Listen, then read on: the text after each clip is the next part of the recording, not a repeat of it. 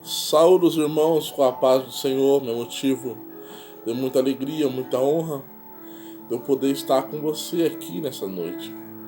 Olha comigo a sua Bíblia, 2 Coríntios, capítulo 3.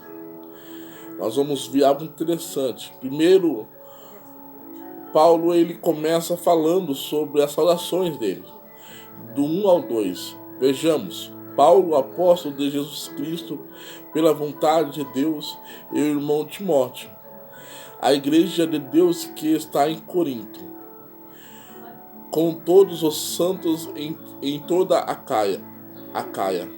Graça a vós e paz da parte de Deus, nosso Pai, e da do Senhor Jesus Cristo. Vejamos algo interessante, no versículo 3, ele começa a falar sobre: bendito seja o Deus e Pai de nosso Senhor Jesus Cristo, o Pai das misericórdias. Ele fala da misericórdia do Senhor. No versículo 4, que nos consola em toda a nossa tribulação, para que também possamos consolar os que estiverem em alguma tribulação, com a consolação com que nós mesmos somos consolados por Deus. Olha que interessante, a consolação que nós somos consolados por Deus. Ele fala da consolação. Muitas das vezes, meus irmãos, nós temos que entender que nós precisamos de ser consolado por Deus. Deus, ele ama. Deus, ele quer nos consolar. E Deus quer que nós, sendo servo de Deus, levamos consolação para outras pessoas.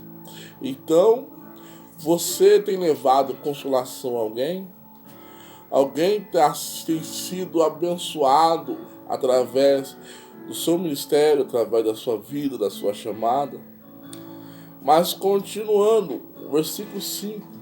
Porque como as aflições de Cristo são abundantes em nós, assim também é a nossa consolação por meio de Cristo. Quer dizer então que a tribulação é grande, também é grande a consolação.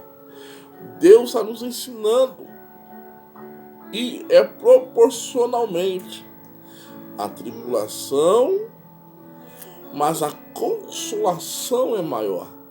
Se você, meu irmão, tem passado por algum problema, por alguma dificuldade, receba de Deus nessa noite a consolação. Vamos falar um pouco mais. Mas se somos atribulados, é para a vossa consolação e salvação. Ou se somos consolados, para a vossa consolação, a qual se opera suportando com paciência as mesmas aflições que nós também padecemos. Então, meu irmão, receba de Deus nesse início de estudo a consolação, que você pode entender que Deus tem um chamado na sua vida. Que Deus quer que você seja alguém que console alguém, e Deus quer consolar você. Receba de Deus sua bênção, a sua vitória. Em nome de Jesus. Amém.